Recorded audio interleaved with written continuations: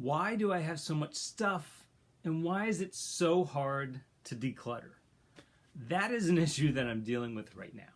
Recently, I went to visit my parents, and I'm trying to help them release stuff that they've had in their house for over 50 years. And it's an enormous task. So when I returned to my house in Florida, I took on the challenge of trying to go through my own stuff, so down the road I'm not going to have a similar situation. But I ran across how difficult it is to actually downsize and get rid of things. So I started to think about, why is it so hard to declutter? Why is it so hard to give up things that you have? And I wanted to go over some of the reasons and kind of purge these ideas and possibly helping me eliminate things, and kind of maybe help you deal with decluttering and letting things go in your life so that you can move forward, because I think there's some freedoms that come when you give up things. So I want to quickly go over a list of reasons that I have noticed that I have kept things. There's obviously that things are useful and you need them, so those things stay. Other things have great memories. Some things are family heirlooms that are passed on. Some are collectibles, so you want to keep them because it was a collectible when you bought it, so obviously now it's a collectible, which doesn't always stand the test of time. There's also the envision when maybe you were younger, you heard, that could save that could be worth something someday, so you hold on to it. That's not always true either.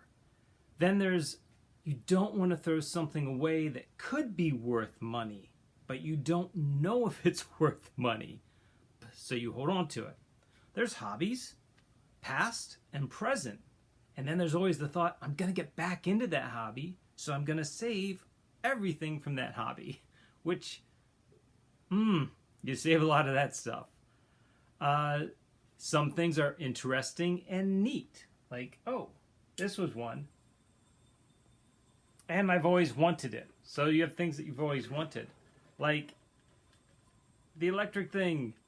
I always wanted it. I got it at a yard sale. Ever since I got it, it sat on a shelf. Not being used, but used to test to make sure it still works.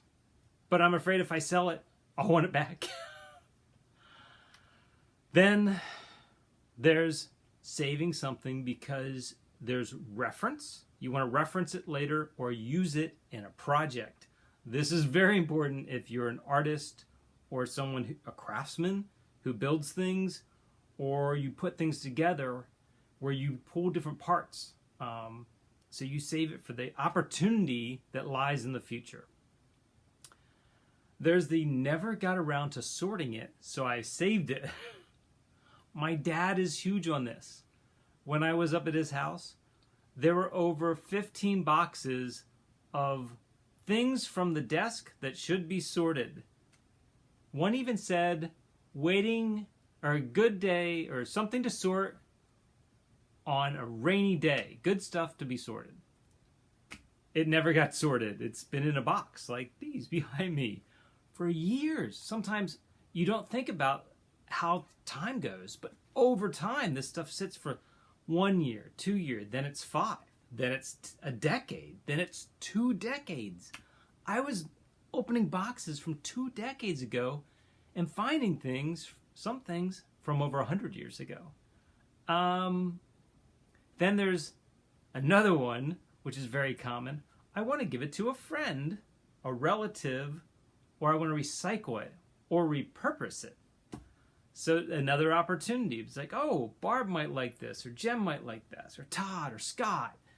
And it turns out, if you haven't given it to them, you're probably never going to. Or the fact is, you just got to do it and let them deal with whether or not they want to keep it or toss it. And then the last one that came to mind, and I might have missed some of these, but it was a gift by a family member. So you cherish it. So you don't want to give it away because you feel you're demeaning the gift, but then since you didn't really evaluate the gift. Like, I'm going to show you, like, when I've been going through some of the things that just came from the office, Pez, wooden pennies from my childhood when I grew up in Pennsylvania. Pins from Germany, I guess. A nice little rock that was saved. I have, and then let's just go over some of the things I found, because I'm gonna do a series of, what you can do to figure out whether to get rid of it. Maybe this will help you, but I've had an epiphany with things. Like this one was from my grandmother, and it came with a little note on my birthday, and it said, "Your grandfather, who had passed away, hardly used this. Thought you might like it." That was over 40 years ago. I've never used it. It's never been my style. And it turns out when I reread the message, my grandfather never used it either. He wasn't a big fan of it. But I kept it because it was a gift. But is this really... I think my grandmother went through her stuff and decided that maybe it's time to move this along. And then she's like, I'm going to give it to Russ and see what he does with it, because maybe he can use it. And that's the term. Maybe he can use it. I decided to list it on eBay. Maybe somebody who wants it. It's a beautiful wallet from the 1940s, 50s, maybe early 60s. I think when they lived in Colorado. It has an Aztec calendar on the front. It was made in Mexico. It's leather, hand-bound. I put it on eBay. If you want to check it out, it's pretty cool. But it's not right for me. It's not my style. So that's okay. A friend wanted to get me into Magic the Gathering. Bought me a demo pack in 1997 or 98. I opened it. It has been in a desk drawer at some point for the last 25 years. Again, just sat there. I was like, what am I going to do? Toss in the trash? Well, that seems wasteful. I need to get to somebody who plays Magic. I didn't find anybody. I finally listed it on eBay. We'll see if it goes. This is one. A stocking gift. Now, I love my parents and I love Christmas, and everybody always wanted to get something fun for the stocking. I go back and visit them for the holidays every year. And so I guess around 2010, which would put me in my 40s, I received this wind-up frog in my stocking. He's pretty cute, I guess.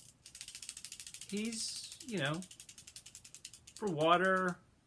He plays around, splashes around. I'm not sure what I'm going to do with it. It was something fun. Everyone got one at the table when we were opening up stocking gifts. And then it sat. I didn't know what to do with it. I didn't want to throw it away because it was a Christmas gift from my stocking. From, I'd say my dad. Maybe my mom, but probably my dad.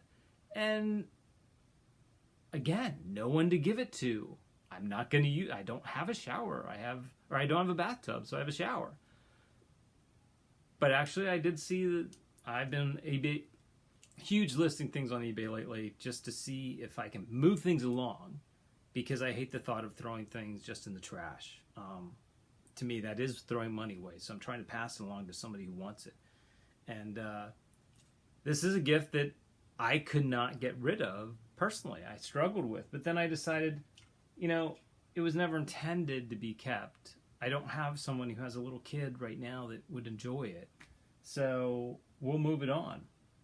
Another one, this is probably one of the most fun ones that I've gotten on eBay. Grand Canyon souvenir, oversized pencil, which I don't think anybody will ever use. I've been writing listings. I put it on as an artisanal pencil. I made it very descriptive. If you want to go, it's a wooden Grand Canyon pencil, and you could probably find it on eBay. I listed it at $40 just for fun because I thought the story was fun. I'm like, I don't intend to sell it for that. But again, what I'm learning is I got this in the 70s and I still have it. And I hate I'm not going to burn it in the fireplace because I'm like, oh, that defaces or, demeans the gift. It was a gift.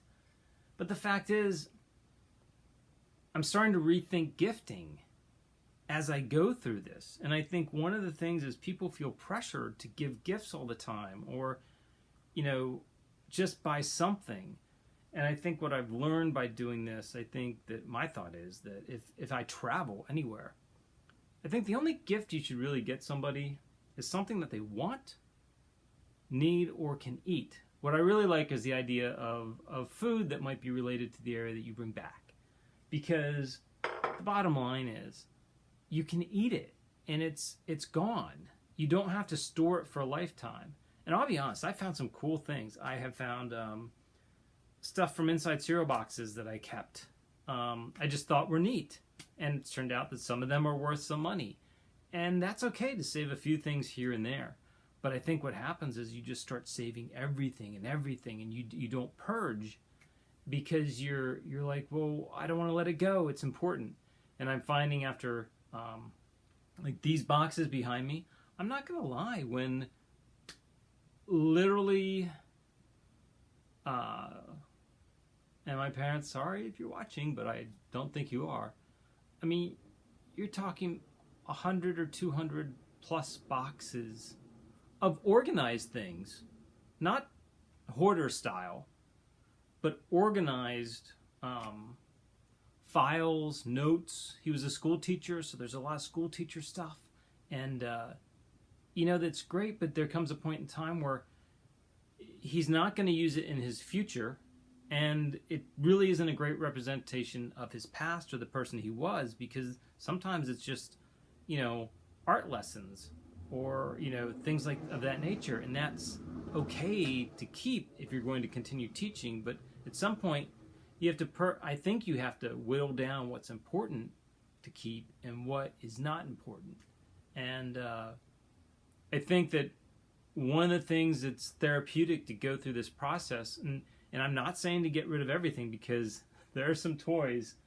Oh, if I could, I don't know where it is right now. It's back in one of the boxes. Like I have a Tonka toy that when I was a kid, I glued a turtle onto the back of it. Not a real turtle, a plastic turtle.